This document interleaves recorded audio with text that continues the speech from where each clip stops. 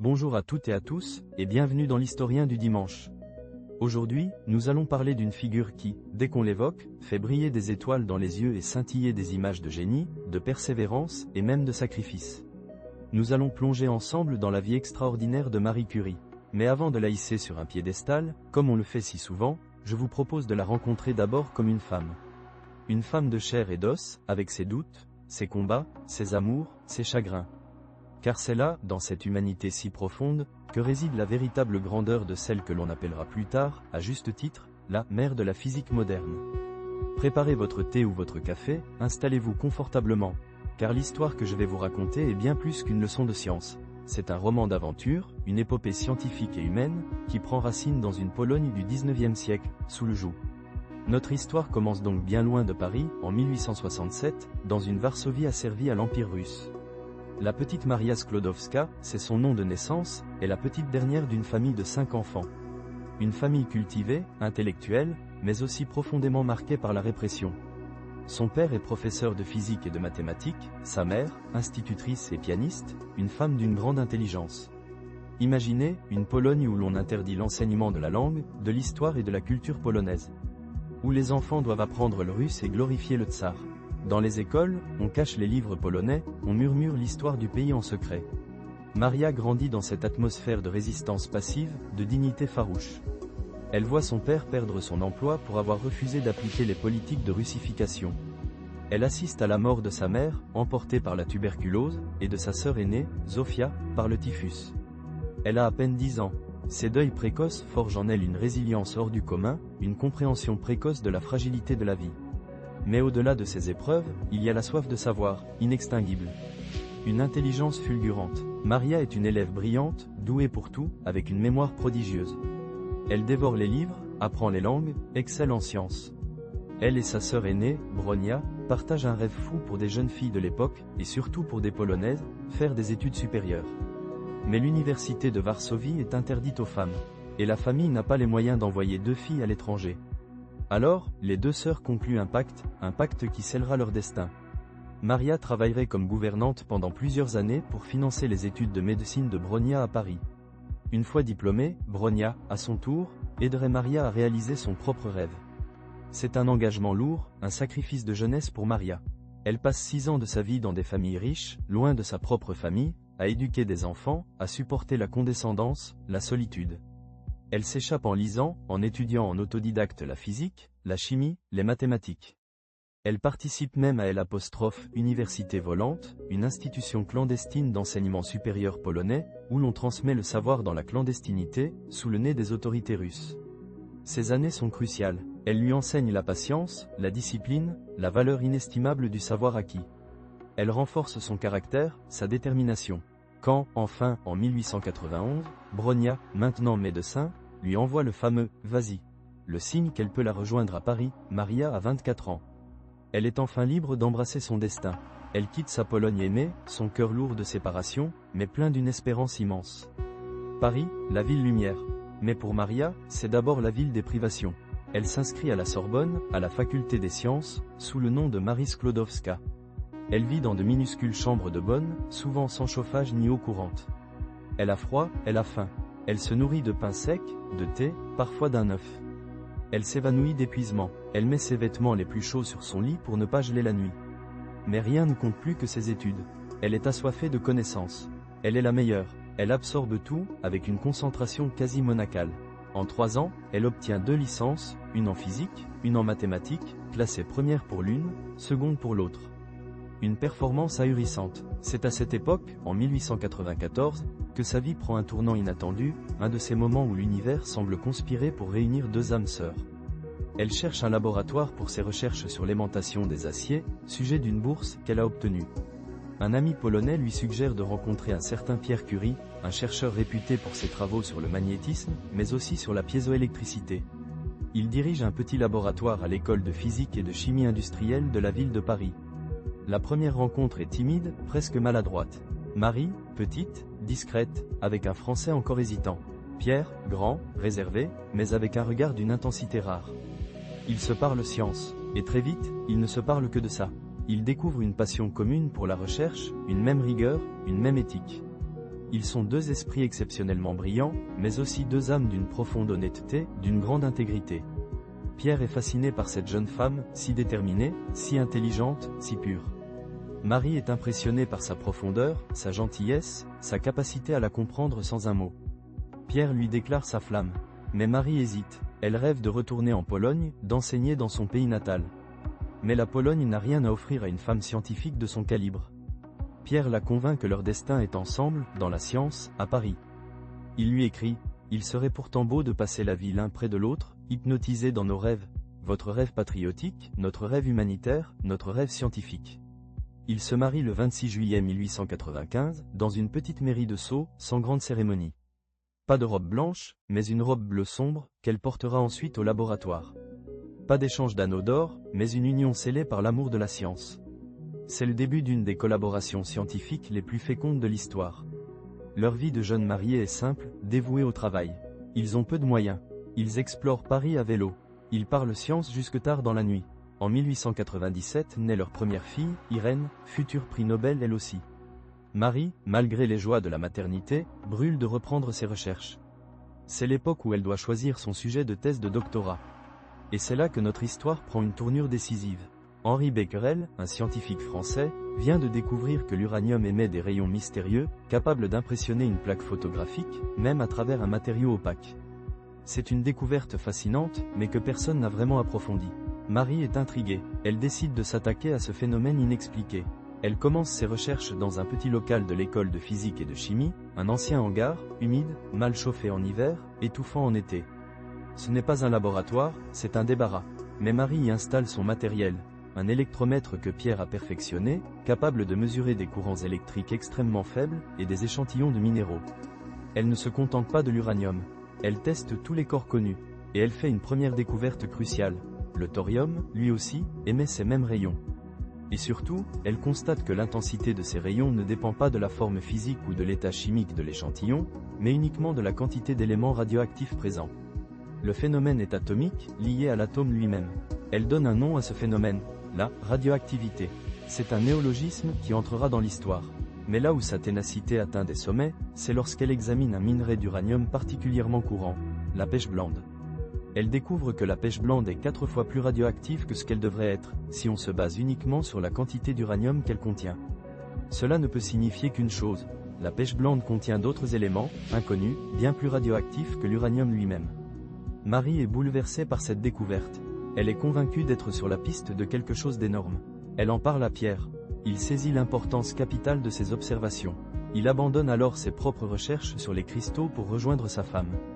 C'est le début d'une collaboration acharnée, quasi surhumaine. Imaginez ce hangar, ce n'est pas le laboratoire futuriste que l'on pourrait s'imaginer pour une telle découverte. C'est un espace sombre, mal ventilé, exposé aux éléments. Les Curie n'ont pas de fond. Ils travaillent avec des moyens de fortune. Ils reçoivent des tonnes de résidus de pêche blande d'une usine autrichienne. Des tonnes, et c'est là que commence un travail de titan. Pour isoler ces éléments inconnus, il faut broyer, dissoudre, filtrer, précipiter, cristalliser des quantités industrielles de minerais. C'est un travail physique exténuant. Marie est debout des heures, dans l'humidité, la chaleur de l'été, le froid de l'hiver. Elle remue de lourdes cuves avec une barre de fer. Elle respire les fumées toxiques sans protection. Elle gagne ses mains sales, ses vêtements usés, ses poumons abîmés. Nuit et jour, ils travaillent. Leurs mains sont noircies par les produits chimiques. Leurs yeux sont fatigués, mais ils ne lâchent rien.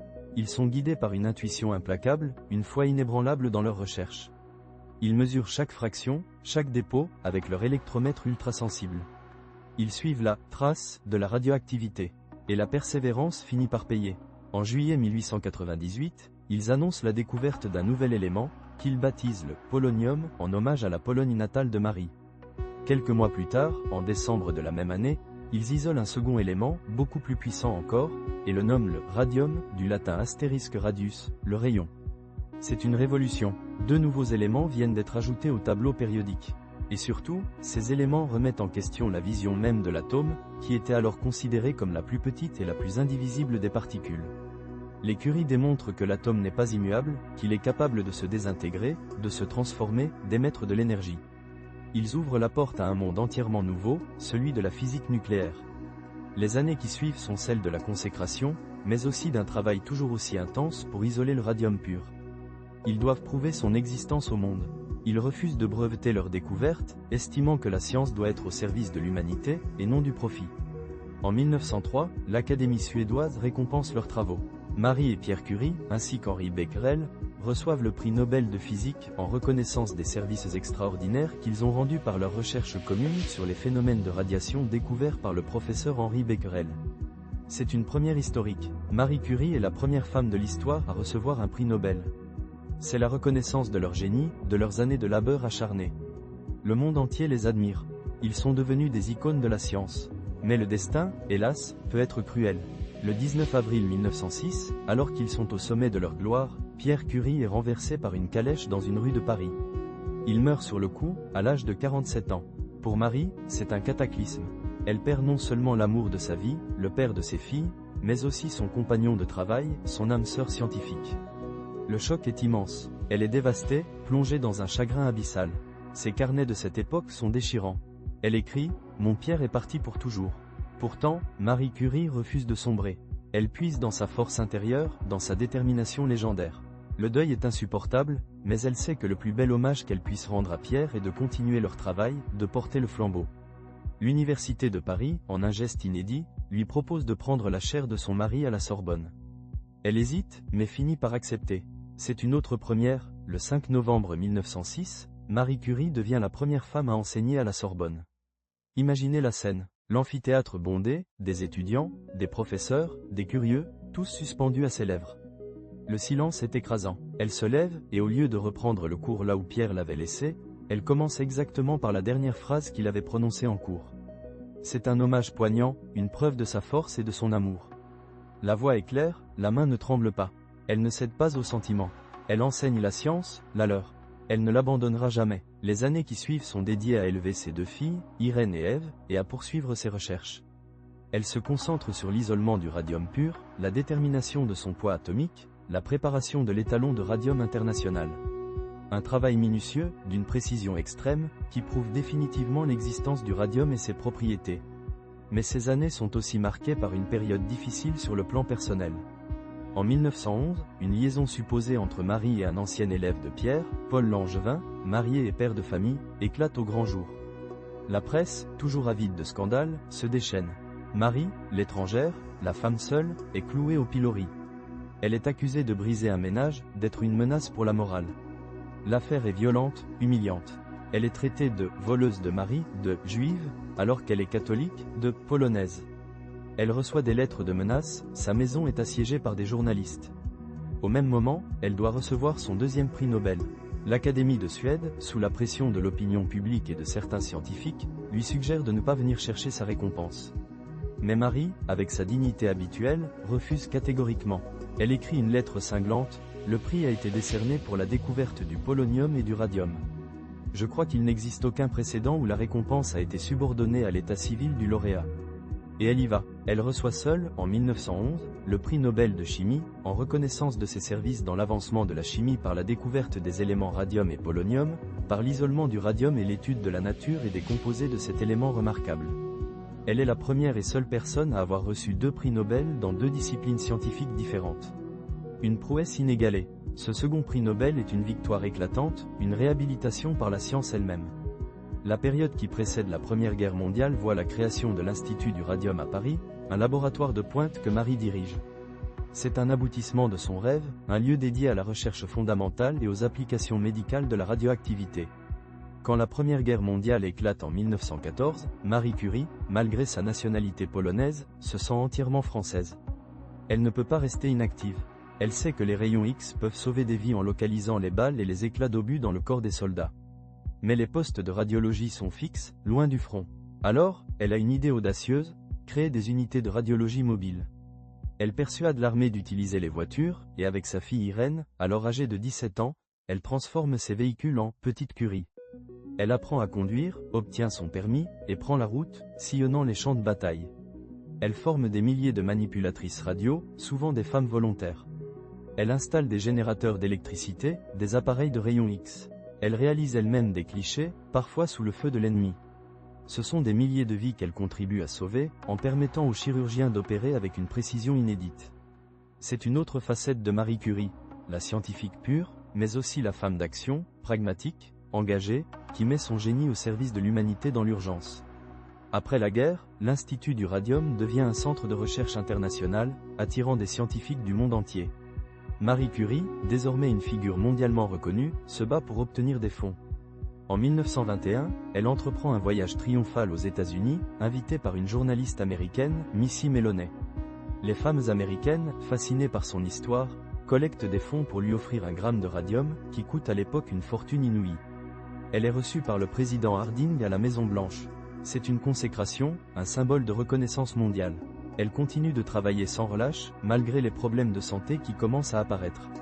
Elle développe une anémie pernicieuse, dont on découvrira plus tard qu'elle est due à son exposition prolongée et sans protection aux radiations. Elle, qui a découvert ces rayons, en sera aussi la victime. Marie Curie s'éteint le 4 juillet 1934, à l'âge de 66 ans, des suites d'une leucémie.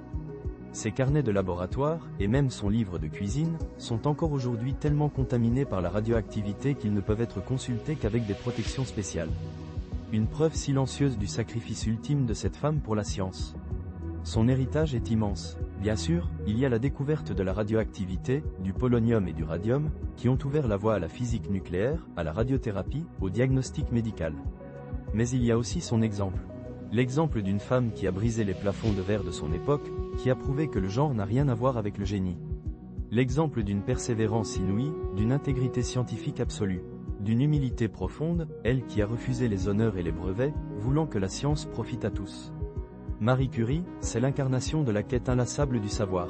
C'est l'histoire d'une petite fille polonaise qui rêvait d'études, et qui est devenue l'une des plus grandes scientifiques de tous les temps.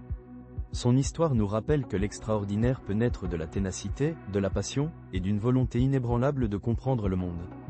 Plus qu'une icône lointaine, elle est une source d'inspiration, une femme de chair et d'os qui a vécu une vie de combat, de doute, de deuil, mais aussi de triomphes éclatants.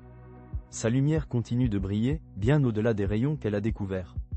Voilà, chers auditeurs, l'histoire fascinante de Marie Curie, une histoire que j'ai été ravi de partager avec vous ce dimanche.